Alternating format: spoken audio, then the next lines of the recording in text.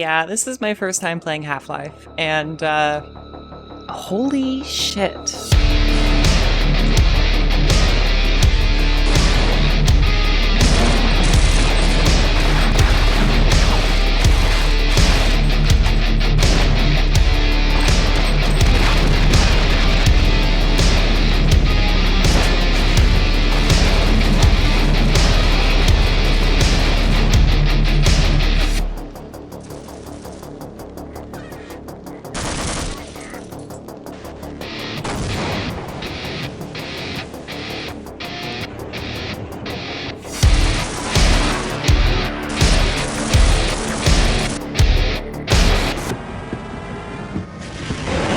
What the fuck? Excuse you?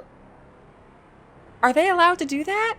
I know, I should have played this game before now, but I've absorbed so much knowledge about Half-Life from just being online that I never really had the urge to play it for myself. I never watched a playthrough or anything like that, but I kinda knew what I figured was the whole story, which is most of it.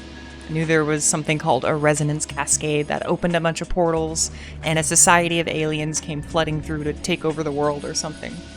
And even though that is pretty much the entirety of it, I was still really pleasantly surprised to learn that there was still so much stuff that had never been spoiled for me. If you like shooters and still haven't played this game yet, go play it blind. It is absolutely worth it. But for the rest of you, here's my first playthrough of Half-Life. The game sets itself apart from other shooters of the time right away with its slow building tension and atmosphere. In other games like Quake or Doom or Wolfenstein, I'm pretty sure that you're just immediately given a gun and put into a room and expected to just kill everything. But this game really does concern itself with setting the atmosphere and letting you know why exactly you are where you are. I know Portal was inspired by Half-Life and not vice versa, but the whole time I was playing I kept thinking about how much the atmosphere reminded me of that series. Black Mesa is incomprehensibly winding and deep, and each level has you ascend or descend through the bowels of the facility in the coolest of ways. You'll have to activate reactors, power rails, and kill massive creatures just to find a way forward, and it rarely gets repetitive. Each level builds off the previous one with seeming ease. I did find some of the puzzles a little bit frustrating at times, but usually afterwards I just felt stupid instead of cheated. Okay, it's running. How do I obstruct it? Oh my god, there's the box. I can move the box. Or maybe not?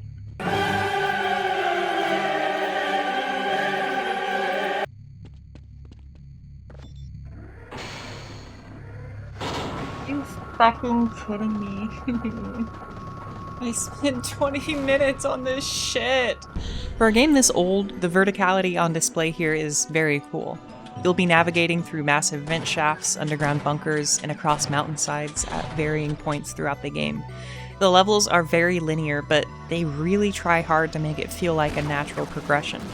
There are tons and tons of little scripted sequences that keep you on your toes wherever you go.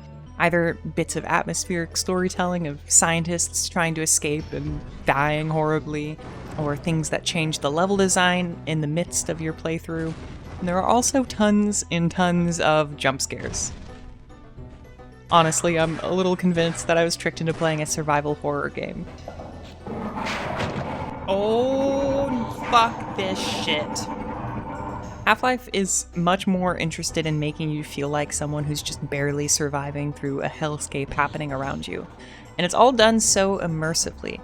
I don't think I can remember a single moment when control was taken away from me as a player. There are tons of memorable story beats, but none of them are relegated to a cutscene. They all happen right in front of you. Sometimes that means you get crushed by a falling bridge after rushing into a room too quickly, but it all serves the immersion and feeling that you're really here in this world. The weapons are all really fun too. A lot of them just felt like the weapons I've used for hundreds of hours in Gmod, no duh, but it was a bit of an odd feeling. As the game went on though, you start to get all sorts of weird and crazy energy weapons that I really liked. I wish there was more ammo for them in the game. I get that they're a little bit overpowered, but they were just a blast to use. The only gun that I hated using was the Hornet gun, as it never felt like it did damage and I rarely got ammo for it. And again, with the theme of me being stupid, I literally did not realize until after playing this game that the Tau Cannon has alternate firing modes that go through walls and bounce shots, which is so cool, and I'm really sad I missed out on that. I'm also kind of ashamed to admit that I thought the Snarks were like alien bombs or something dangerous instead of weapon pickups, so I almost completely avoided them for the entire game somehow.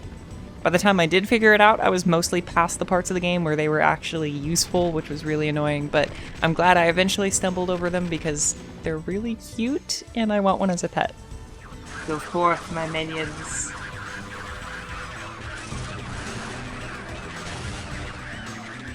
Oh, it's beautiful.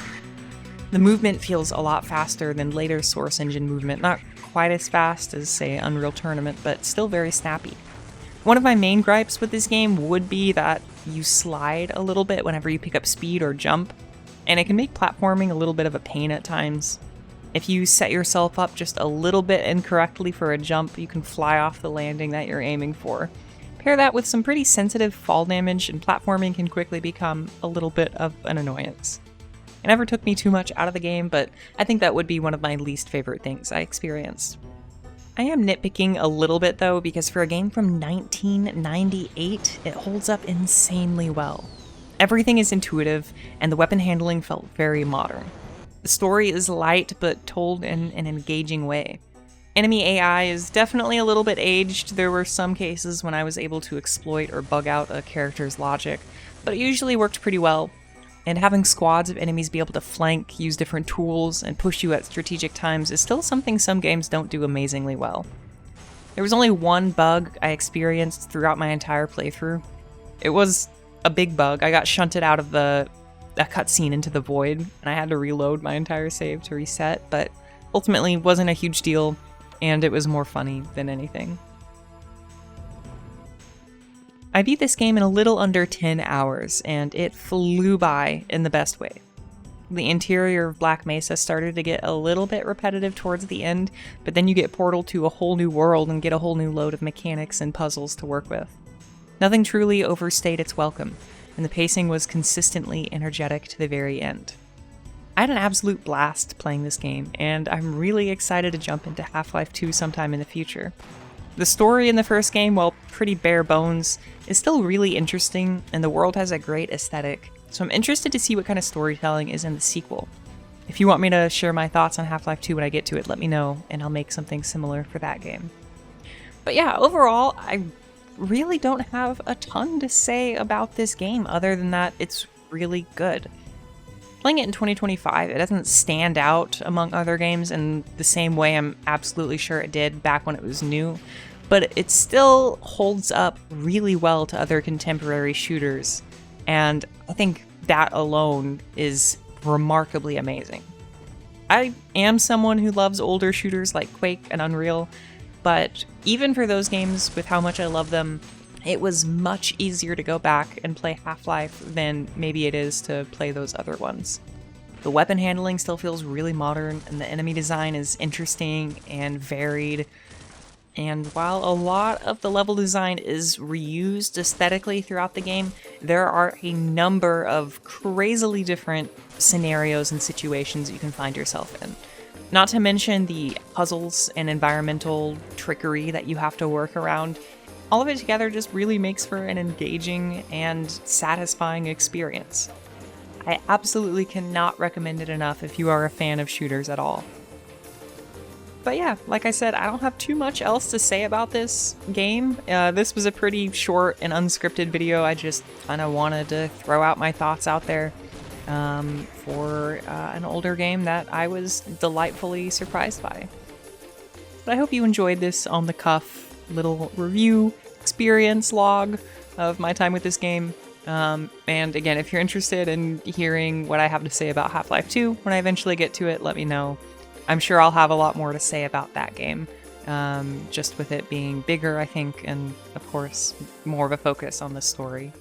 I'm really excited. But thanks for watching. Thanks for sticking around. I hope you're doing well, and I'll see you later.